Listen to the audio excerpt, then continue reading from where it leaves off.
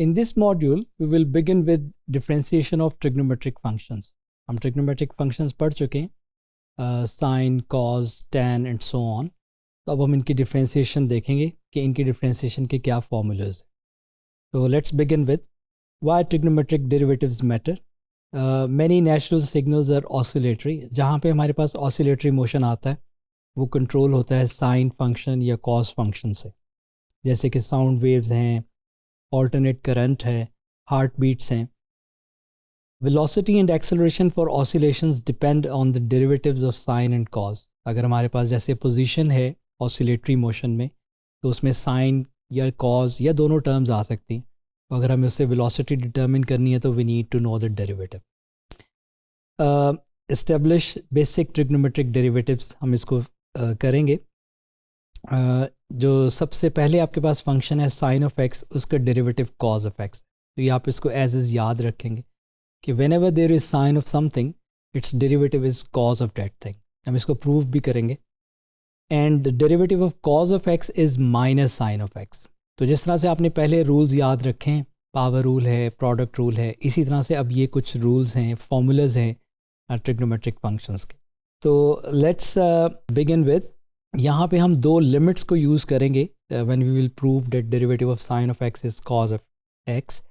और ये जो लिमिट्स हैं ये हम लिमिट्स में प्रूव कर चुके हैं इनको अलजेब्रिकली. अगर हम इसको ग्राफिकली भी देखें तो हमारे पास एक फंक्शन है sine X upon X when its limit X approaches to zero. वैसे देखने में तो ये 0/0 फॉर्म बन रही है, लेकिन इसकी लिमिट जो है वो 1 को अप्रोच करती है. अलजेब्रिकली भी हमने इसको प्रूव किया और आप इसको ग्राफ से भी देखें. इस फंक्शन का ग्राफ है और वो 1 को अप्रोच कर रहा है व्हेन एक्स इज़ अप्रोचिंग 0.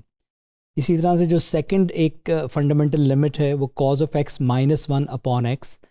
अब यहाँ पे एक्स अप्रोचेस टू 0 हो तो ये फंक्शन 0/0 फॉर्म लेता है, लेकिन हमने इसको प्रूव किया था और ग्राफ से भी आपको नज़र आ रहा है कि व्हेन एक्स अप्रोचेस टू 0 तो ये जो लिमिट है ये 0 को अप्रोच करती है. तो इन दोनों को आप याद रखिएगा, we will use these.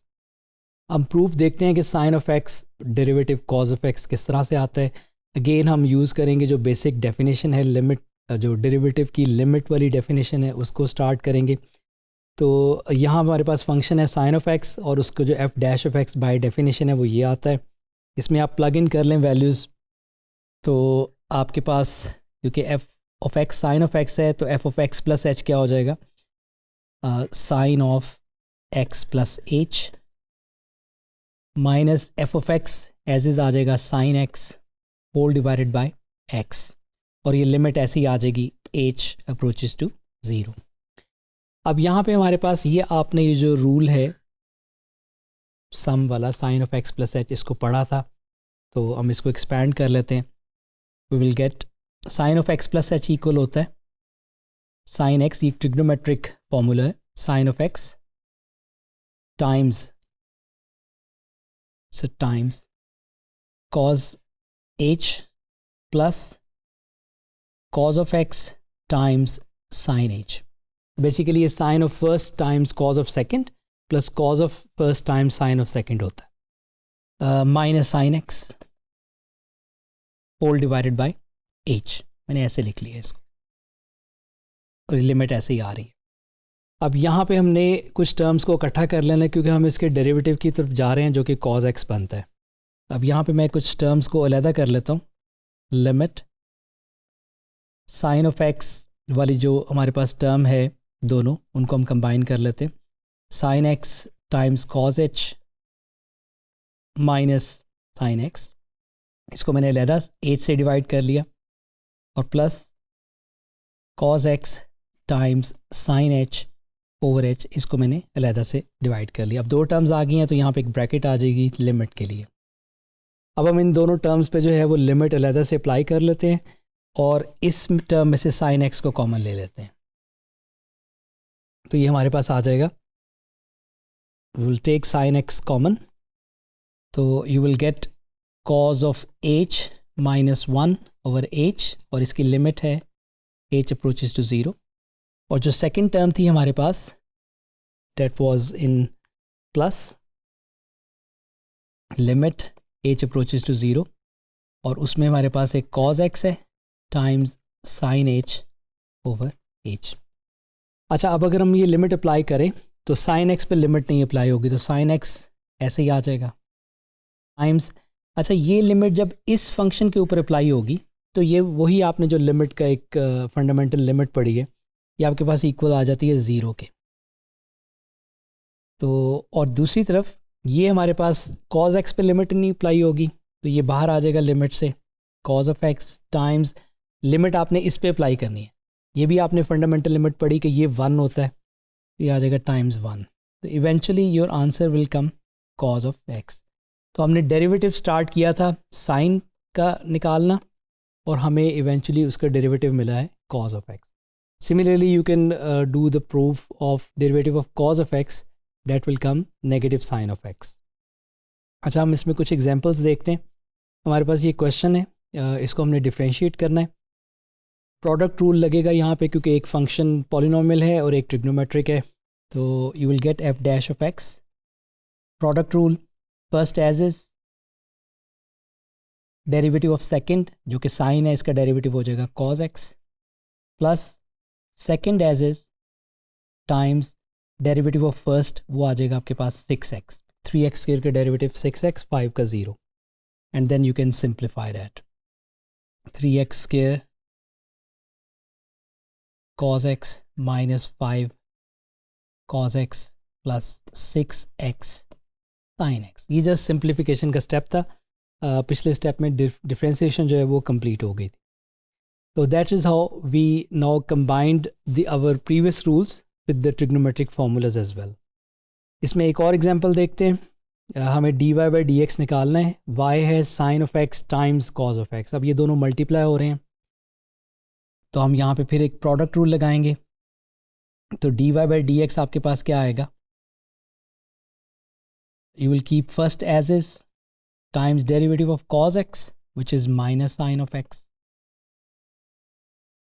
You will keep second as is times derivative of first, और साइन x का डेरिवेटिव क्या आ जाएगा cos x, ये फर्स्ट और ये सेकंड। तो ये आपके पास आ जाता है negative sine squared x plus cos squared x। आप इसको सीधा करके भी लिख सकते हैं cos squared x minus sine squared x। So that is how it is simplified. Another example is cos x upon 3x squared. तो यहाँ पे आप देख रहे हैं कि दो टर्म्स डिवाइड हो रही हैं, you have to use quotient rule here. तो ये आपके पास क्या आ जाएगा, bottom as is times derivative of the top which is minus sine X, minus not top as is times derivative of the bottom which is 6x, whole divided by bottom square 3x square whole square. तो ये differentiation हो गई यहाँ पे। Now you can do some simplification steps. ये आपके पास आ जाएगा minus 3x square sine x. अच्छा, एक चीज़ आपने ये याद रखनी है कि ये जो x है और ये जो x स्क्वायर्ड है, ये दोनों डिफरेंट हैं। वो जो x है वो साइन का आर्गूमेंट है, वो साइन का एंगल है। ये x और वो x स्क्वायर्ड आपस में मल्टीप्लाई नहीं हो सकते। Minus 6x cos x whole divided by 9x raised to power 4। तो ये हमने उसको थोड़ा सा सिंप्लीफाई कर ली। तो आपने ये देखा कि हमारे पास अब ट्रिग्नोमेट्रिक फंक्शंस भी आ गए हैं और पहले वाले रूल्स भी हैं, प्रोडक्ट कोशेंट। लेकिन हम किसी भी तरह का क्वेश्चन आ जाए तो हमें उससे परेशानी नहीं होती, क्योंकि हमें पता है कि हमने यहाँ पे रूल लगाना है और रूल को आपने ठीक ठीक अप्लाई करना है। हायर ऑर्डर डेरिवेटिव्स देख लेते हैं, क्योंकि साइन का अगर आप डेरिवेटिव देखें या कॉस का तो वो थोड़ा सा इंटरेस्टिंग है। Let's see that. अगर हम साइन एक्स को डिफ्रेंशिएट करते जाएं तो साइन एक्स हमारे पास फंक्शन है, ये उसका फर्स्ट डेरिवेटिव आ गया कॉस एक्स। अगर आप कॉस एक्स को डिफ्रेंशिएट करेंगे तो वो इसका सेकंड डेरिवेटिव साइन का जो माइनस साइन एक्स आ गया। फिर आप उसको दोबारा डिफ्रेंशिएट करें तो माइनस ऐसे ही है और साइन एक्स का डेरिवेटिव कॉस एक्स, तो ये इसका थर्ड डेरिवेटिव है साइन ऑफ एक्स का।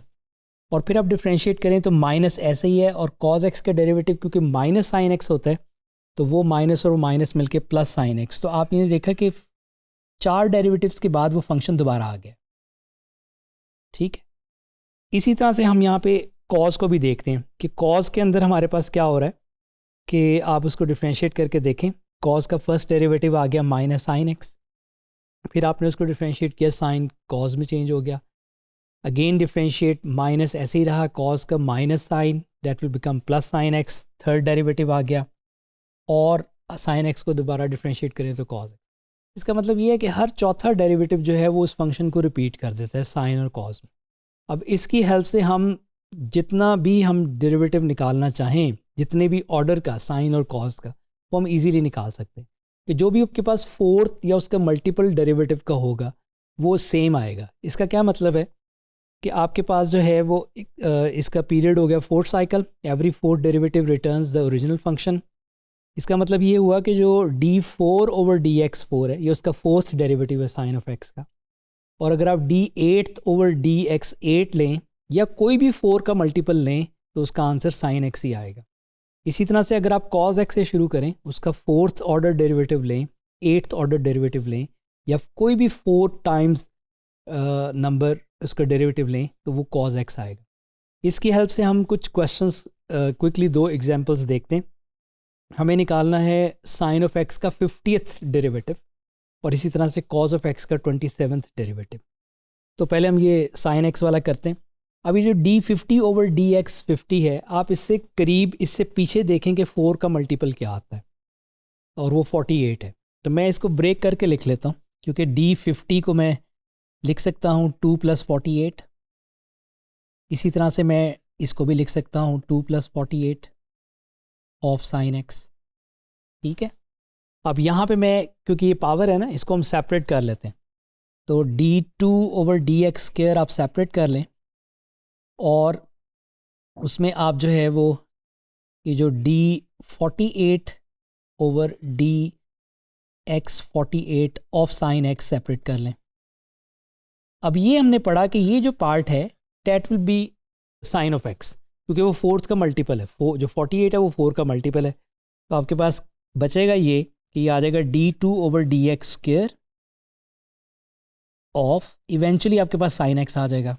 और अब आपको इसका सिर्फ सेकंड डेरिवेटिव कैलकुलेट करना है, फर्स्ट डेरिवेटिव कॉस और सेकंड डेरिवेटिव माइनस साइन। तो आपके पास यहाँ पे फाइनली आंसर आ जाएगा नेगेटिव साइन ऑफ एक्स। इसी तरह से आपके पास जो है वो आपने 27th डेरिवेटिव निकालना है कॉज ऑफ एक्स का, ये मैं आपके लिए छोड़ रहा हूँ। हिंट यहाँ पे क्या है कि आपने देखना है कि 27 से पीछे 4 का मल्टीपल क्या है, और वो 24 है। तो 24 ऑर्डर तक का जो डेरिवेटिव होगा वो तो वापस कॉज एक्स देगा, पीछे रह जाएगा d3/dx3, और वो आपने थर्ड डेरिवेटिव कॉज का जो भी आता है वो आपका आंसर आ जाएगा।